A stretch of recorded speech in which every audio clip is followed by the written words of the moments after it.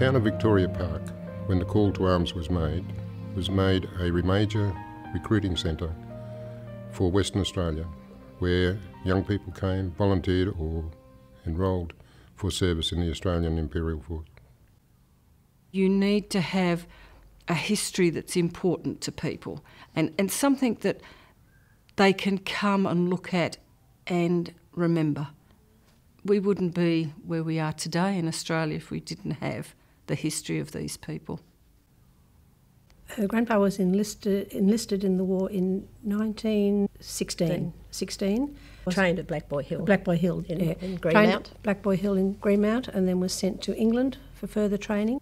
Bob served in 2 theatres of war. In August, he landed at Gallipoli. He was there 6 days before he was wounded. He threw his rifle up out of the trench to drag himself out, and as he put his hand up to drag himself out, he was shot. He was on the front line near Mookay Farm, and that's where, unfortunately, he was killed. There's a lot that paid an ultimate sacrifice, and indeed from our point of view there was over 10% of our group here in Victoria Park that didn't come back. The saddest part of reading up on the books where they had the homes to cope with those that came back with mental problems, those that came back maimed, and families that had to visit them with their children in sanatoriums because they couldn't have them at home. And I found that hard to cope with as a mother, as a grandmother, that you would have to have these children see what had happened to these people.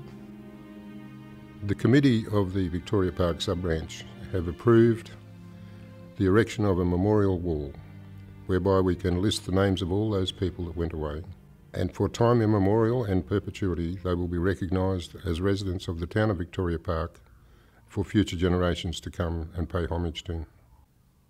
We intend to fundraise from public subscription to the amount of about $280,000 to complete the project.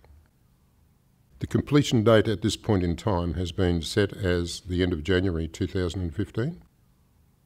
I think the memorial to me is a remembrance of those that went. It's in perpetuity, it's there forever for people to visit, to pay their respects.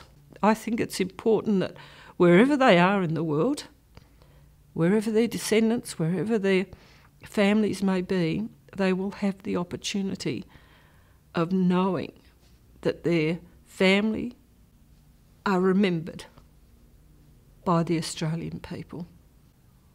We're an ex-service organisation. Our role here is to look after our members.